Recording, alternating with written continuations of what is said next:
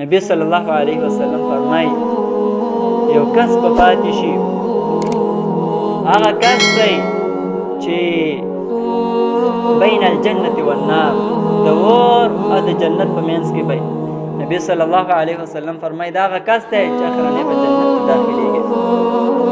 نو دغه کس دا به الله رب العالمین جهنم ته به داخل کړی نه او نه به جنت کې، دی به جهنم طرف ته مخې او جنت طرف ته چې دی شابی.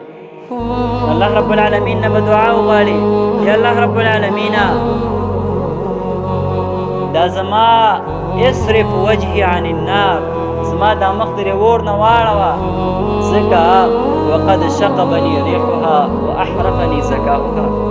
د دې اور دې زهریله هوا زما پوزه، زما سترګې، ما خوله دا ټول ترخه کړل او د دې تیزوالي چې دی زه وسوځلمه.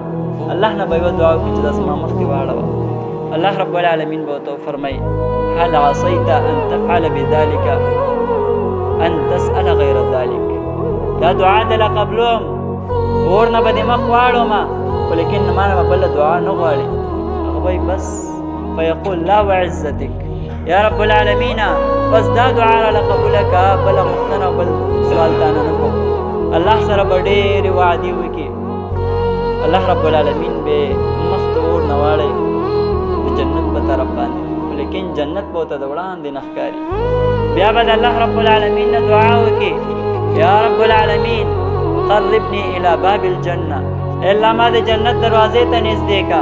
الله رب العالمین به ورته بیا ووایي چې تا خو ما سره ډېره وعدې وکړلې او لوظونه دې وکړل چې بله غوښتنه به نه کومه. هغه وایي بنده به وایي چې یالله بس نږدې مې کا، بله تپوس تا نه چې دی بله غوښتنه بل سوال تا نه کوم. الله رب العالمین نه به دعا وکړي چې اللهم لا تجعلني اشقى خلق. الله جنت دروازې ته خو مې نږدې کې، خو ستا په بدبخته بندګانو کې چې دی ما مه ګرځوه، جهنم والاوې به ونه ګرځوي.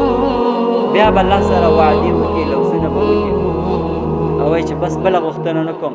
چې کله د جنت دروازې ته نږدې شي، هلته نعمتونه وګوري، خوشحالۍ وګوري، الله رب العالمین نه به بیا غوښتنه وکړي چې یا الله اوس مې داخل که جنت ته، څومره نعمتونه دي دلته. الله رب العالمین به فرمایي، الله به د دې عذر هم بیانوي.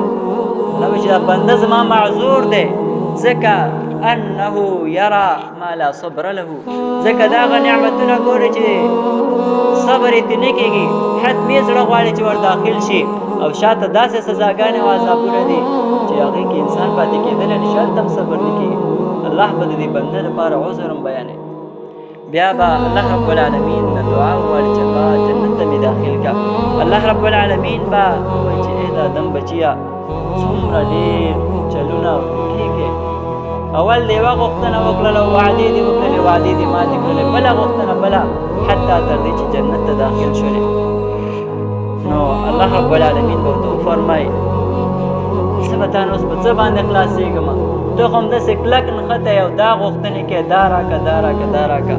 الله به ورته وفرمایي فإن لك الدنیا وعشرة امثالها، ستا لپاره دنیا او د دې په لس چنده باندې دا نعمتونه او دغه هر څه چې ستا دپاره شو. الله ته به وفرمایي ای الله اوسه پورې خو اور کې ومه، ته په ما باندې اتسخرني، په ما باندې رشخن وې، مسخرې راپسې کې، وانت رب العالمین، او ته خو رب العالمین تا سره مسخره او استهزا نه ښایي.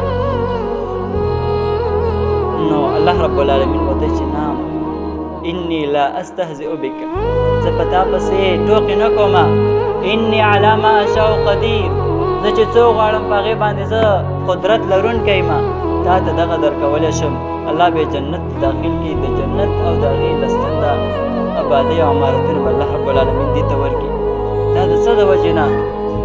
دا د تمني د امید ساتلو د الله رب العالمین نه، او د الله رحمت دومره چې دی پراخه دی.